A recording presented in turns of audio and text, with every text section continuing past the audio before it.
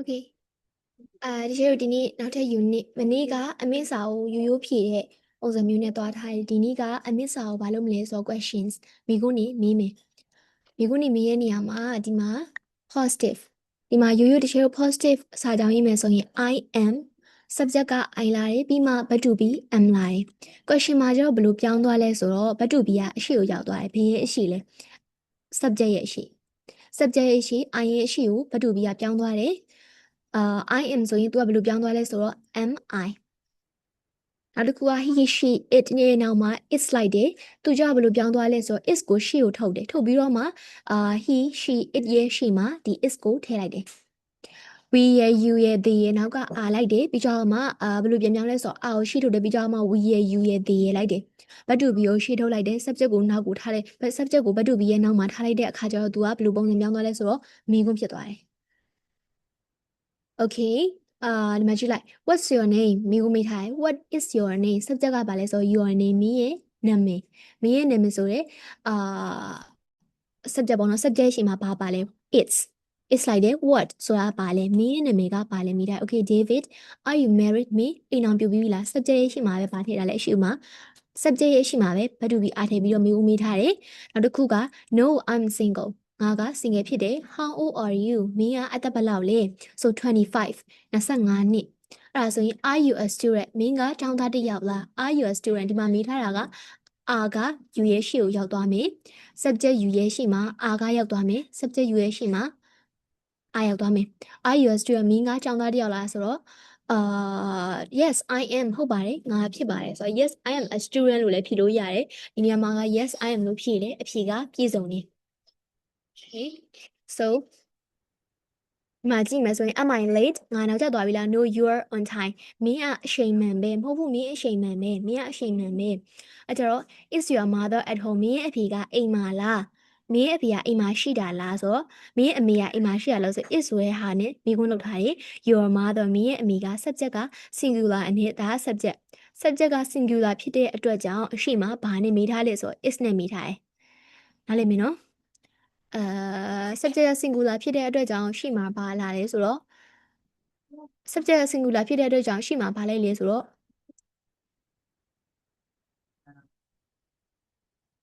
subject singular ဖြစ်တဲ့ရှိရဘာနဲ့မီလဲဆိုတော့ is နဲ့မီထားတယ်ဒီမှာ it's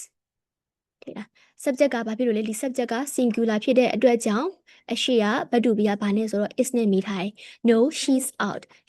ဆိုတာ no she's out သူကအပြင်မှာပါ are your parents မင်းရဲ့မိဘတွေကအိမ်မှာလား are you အိမ်မှာရှိတာလားဆိုတော့ subject က your parents subject ကအများမို့လို့ဘာနေမီလဲဆိုတော့ are နေမီထားတယ်at home no they are out သူတို့ကအပြင်မှာ is it cold in your room ရဲ့အခန်းထဲမှာအေးလားဆို yes a little နည်းနည်းပဲပေါ့နော်နည်းနည်းပဲအေးတယ်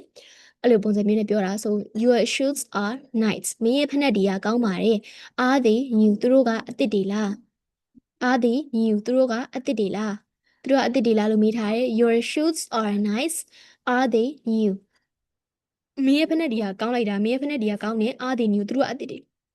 ဒီညမှာ subject က they ကအများမို့လို့အရှိကဘာနဲ့မေးထားလဲဆိုတော့ are နဲ့မေးထားတယ်ဘာနဲ့မေးထားလဲဆိုတော့ are နဲ့မေးထားတယ် okay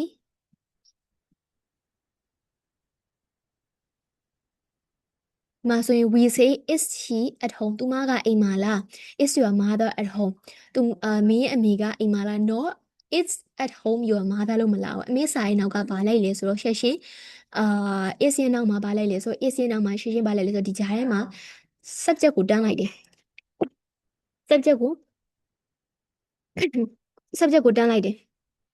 နောက်ဆို is ရဲ့နောက်မှာဒီလိုမျိုး at home ကြီးမလိုက်ဘူး is ရဲ့နောက်မှာဘာလိုက်လဲဆိုတော့ is ရဲ့နောက်မှာ your mother ဆိုတဲ့ subject ကိုတန်းလိုက်တာ your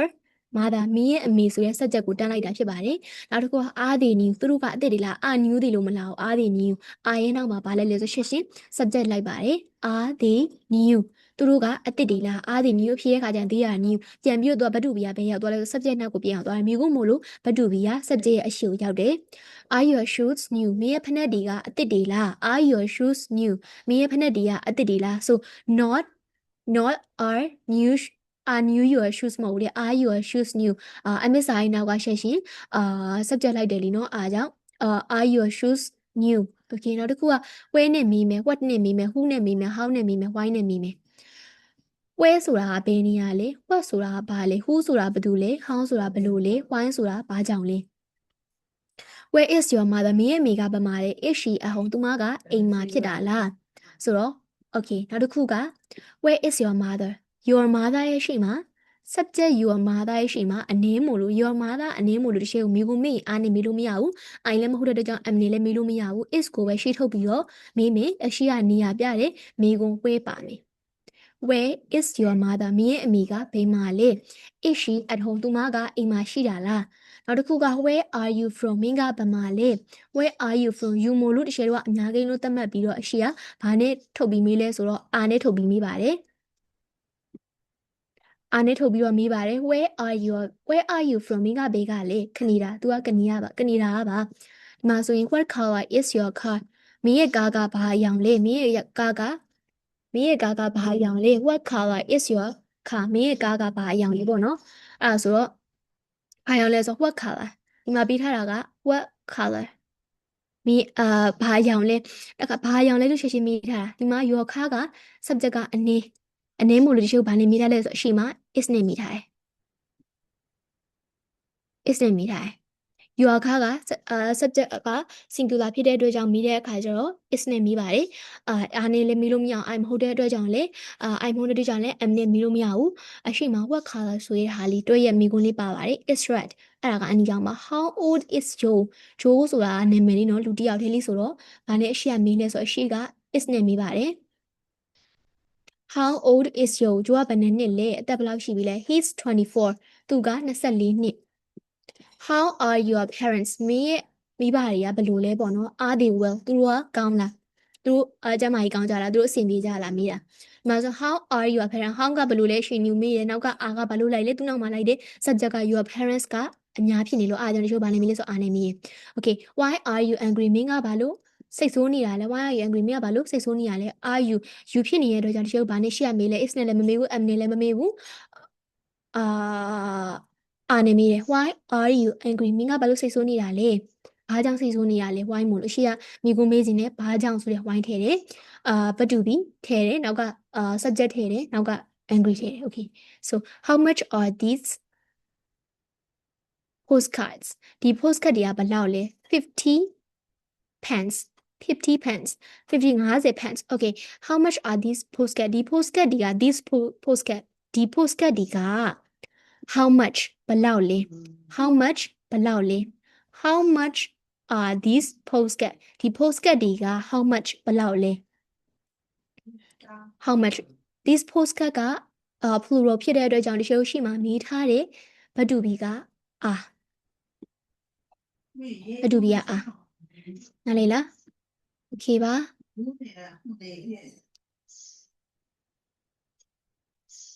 so ဒီမှာဆိုရင် what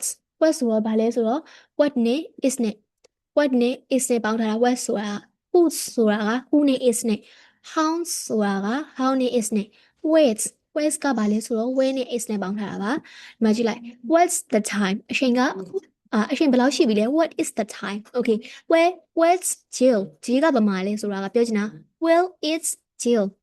who's that man အဲ့ဒီလူကြီးကဘာတူလဲ who is that man နော် how's your father မင်းရဲ့အဖေကဘယ်လိုလဲဆိုတော့ပြောချင်တာက how is your father မင်းရဲ့အဖေကဘယ်လိုလဲအဲ့လေမင်းနော် so နောက်တစ်ခုက short answer က yes I am okay ဒီမှာကျတော့ short answer ပြတဲ့အခါကျရင် yes he is yes she is yes it is yes we are yes you are yes they are နောက်တစ်ခုက no I'm not no he's not no she's not no it's not ဒါမှမဟုတ်ရှေ့ကအဲ့ is ကိုရှေ့က subject နဲ့ကပ်ပြီးလဲဒီလိုမျိုး subject နဲ့ကပ်ပြီးတော့လေဒီလိုမျိုးလဲရေးလို့ရရပေါ့နော် subject နဲ့ကပ်ပြီးတော့လဲအဲ့လိုမျိုးလဲရှေ့က subject နဲ့ကပ်ပြီးတော့လဲဒီလိုမျိုးလဲရေးလို့ရတယ် subject နဲ့မကပ်ဘဲနဲ့နောက်ကno နဲ့ကပ်ပြီးတော့လဲ isn't ဘာညာလို့ပုံစံမျိုးနဲ့လဲရေးလို့ရပါတယ်နောက်တစ်ခုက no we apostrophe I we not you apostrophe I you're not they apostrophe I you're they not အမမဟုတ်နောက်က no နဲ့ပေါင်းပြီးတော့ aren't ရှေ့က we you တွေကိုထားမယ်နောက်တစ်ခုက aren't ဒီလိုအတူကောက်ပုံစံမျိုးနဲ့လည်းရေးလို့ရပါတယ်အဖြေတွေအကုန်လုံးရေးမှမဟုတ်ဘူးဒီမှာကြည့်လိုက် are you tired မင်းပင်မနေပြီလား yes I am ဒီနေရာမှာပြောထားတာ I am ကို yes I apostrophe am ဆိုပြီးရေးလို့လုံးဝမရပါဘူးဘာလို့လဲပေါ့နော်ဒီမှာသူက I apostrophe am လို့ရေးလို့မရဘူးကျန်တဲ့နေရာတွေမှာဆိုရင်ပေါ့နော်သူ့နောက်မှာတစ်ခုခုစလုံးပါအောင်မယ်ပေါ့နော်ဒီနောက်မှာစလုံးတစ်ခုခုပါအောင်မယ်ဆိုရင်တကယ်တော့ဘယ်လိုမျိုးလဲဆိုတော့ဒီ I နဲ့ M နဲ့ကိုတွဲပြီးတော့ရေးလိုက်လို့ရတယ်ဒီနောက်မှာစလုံးမပါတဲ့အတွက်ကြောင့်ဒီနှစ်ခုကိုပေါင်းပြီးရေးလို့မရအောင် I ကတက် M ကတက် I ကတက် M ကတက်ပေါင်းပြီးတော့ရေးလို့မရအောင်နော် I ကတက် M ကတက် yes I apostrophe M ဆိုပြီးတော့တလုံးလေးရေးလိုက်လို့မရအောင် yes ပဲပြီးတော့ I ကတက် M ကတက်ခွဲရေးပြရပါမယ်သူတို့နောက်မှာ yes I am a student ငါကအကြောင်းသားတယောက်လို့ပြောချင်တဲ့အခါကျရင်တော့ဒီမှာ I နဲ့ M နဲ့ကိုပေါင်းပြီး yes I'm a student ဆိုပြီး I နဲ့ M နဲ့ကိုပေါင်းပြီးနောက်က a student ထည့်လိုက်လို့ရတယ်နောက်မှာအခုကဘာမှမပါတဲ့အတွက်ကြောင့်သူတို့နှစ်ခုတေချာဘက်ကိုခွဲပြီးရေးပြရပါမယ်ဒီမှာဆိုရင်လည်းကြည့်လိုက် Are you hungry မင်းဘိုက်စာနေပြီလား No I'm not but I'm thirsty ငါမြေစာနေတယ် No I'm not ငါဘိုက်စာနေရမဟုတ် but ဒါပေမဲ့ I'm thirsty ငါရေစာနေရှင်းစမ်းပြောတယ်ဒီမှာတော့ I am ကိုကခွဲရေးထားတယ်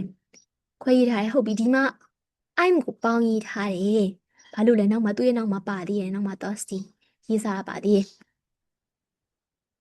နားလည်မယ်နော်အပေါ်ကသူ့နောက်မှာဘာမှမပါတဲ့အတွက်ကြောင့် I နဲ့ M ကိုခွဲရေးထားတယ်အောက်ကကျတော့သူ့နောက်မှာ thirsty ပါတဲ့အတွက်ကြောင့်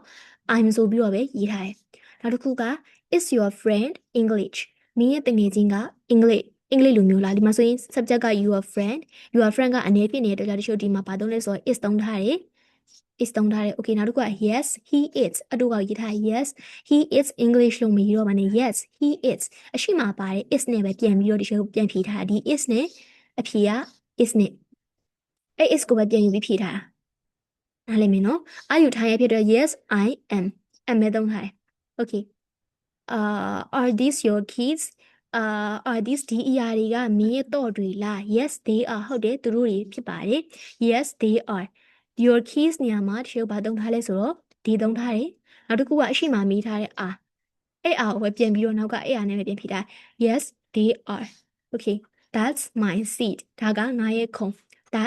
that is my seat ဒီအရာကငါရဲ့ခုံဖြစ်ပါတယ်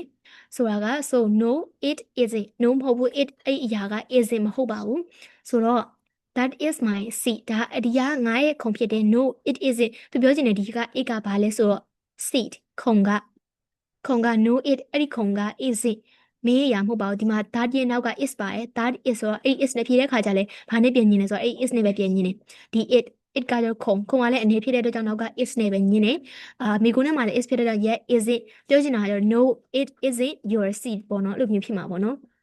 အဲ့ဒီရာမင်းခုံမဟုတ်ဘူးဒါမဲ့ကျတော့ no it isn't ဆိုပြီးတော့ short form နဲ့လည်းဖြေလို့ရပါတယ် okay so ဒီတော့ exercise တွေတော့အောင်ပေါ့နော် okay မှတ်ကြည့်လိုက်မယ်ပထမတစ်ခုက where's the camera အဲ့ဒီမှာကြည့်လိုက် find the right answers for the questions မိကုန်းကြီးအတွက်မှန်ကန်တဲ့အဖြေတွေကိုရှာပေးပါ where's the camera where is the camera ကဘယ်မှာလဲဆိုတော့သူကဖြေထားတာက G in your bag အဲ့ထဲမှာရှိတယ် okay အဲ့လေမနော်ဆိုဒီလိုမျိုးလေးတွဲပြီးတော့သူကဖြေခိုင်းတာအဲ့တော့ဒီ box လေးကိုအဲ့လိုမျိုးလေးတွဲပြီးတော့ဘာသာလေးပြန်ပြီးတော့ဖြေကြည့်ပေးမယ်ပေါ့နော်ဖြေခဲ့ပေးပါ so နောက်တစ်ခုက make questions with this word ဒီစလုံးလေးနဲ့ make questions မိကုန်းလုပ်ပေးပါ use is or are is တော့မဟုတ် are ကိုသုံးပေးမယ်နောက်တစ်ခုက at home your mother သူပေးထားတာက at home နဲ့ your mother နဲ့ပေးထားတယ် is your mother at home မင်းရဲ့အမေကအိမ်မှာရှိတာလားမိကုန်းမိထားတယ် at home လည်းသုံးရမယ် your mother လည်းသုံးရမယ်ဆိုတော့ your mother ကတေချာပေါက် subject ဖြစ်မယ် your mother ကတေချာပေါက် subject ဖြစ်မယ်တေချာပေါက် subject ဖြစ်မယ် your mother က singular ဖြစ်တဲ့အတွက်ကြောင့်ကျွန်တော်မိတဲ့ခါကျရင်ဗာနဲ့မိတယ် she က is နဲ့မိတယ် is your mother at home မင်းရဲ့အမေကအိမ်မှာရှိတာလားဖြေတဲ့ခါကျရင် my mother yes she is လို့လည်းအတူက short form နဲ့ပြန်ဖြေလို့ရတယ်ဟုတ်မို့အတူကပြန်ပြီး long နဲ့ပဲပြန်ဖြေရင်တော့ yes my mother is at home လည်းရပါတယ်အတူကဖြေခြင်းတဲ့အခါကျတော့ yes she is ဒီနေ့မှာပြောချင်တဲ့ she ကဘာလဲဆိုတော့ your mother နေမှာ my mother ပေါ့နော် my mother yes သူမကဟုတ်ပါတယ်she ကပြောချင်တာက my mother yes she ပြီးတော့မှ short form နဲ့ဖြည့်ချင်တဲ့အတွက်ကြောင့် subject ကအနေဖြစ်တဲ့ကြောင့်မိကုမှာလည်း is နဲ့မိထားတဲ့ကြောင့် yes she is လို့လည်း short form နဲ့ဖြည့်လို့ရပါတယ် okay so မှန်ကြည့်လိုက် your parents မင်းရဲ့မိဘတွေ will so subject ကတေချာပေါ့ your parents ဖြစ်မှာပေါ့နော် your parents ကအများ plural ဖြစ်တဲ့အတွက်ကြောင့်ရှိမှာပါလဲဆိုတော့ are နဲ့ဖြစ်မယ် are your parents well မင်းရဲ့မိဘတွေကကောင်းလားအဲ့လိုမျိုးနေကောင်းလားကျန်းမာရေးကောင်းလားအဆင်ပြေလားအဲ့ဒါမိရပါတော့အများမို့လို့တချို့ဘာနဲ့မိလဲ are နဲ့မိထားပါတယ်မင်းကိုလောက်ခိုင်းတာဆိုတော့ okay မှတ်ကြည့်လိုက် interesting နဲ့ your job ဒါဆိုရင်is your job interesting မင်းရဲ့အလုပ်ကစိတ်ဝင်စားစရာကောင်းလား subject က your job singular ဖြစ်တဲ့တဲ့တချို့ me is နဲ့မိမယ် okay အဲ့ဆိုဒါလေးတွေကိုလည်းအောက်က8ထိ1 to 8ဖြည့်ပေးပါမယ် so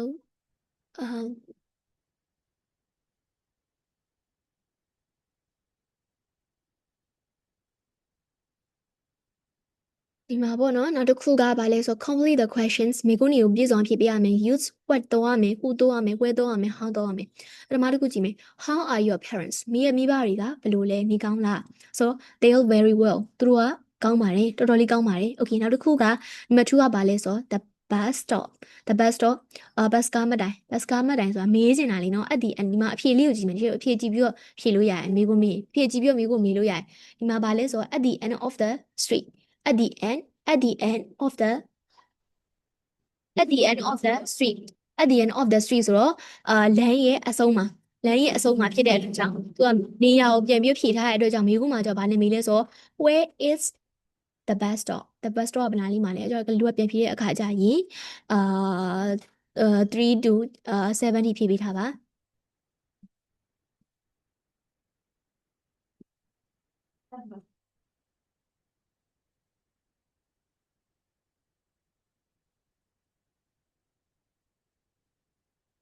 နောက်တစ်ခုက write the questions မိကုနေကို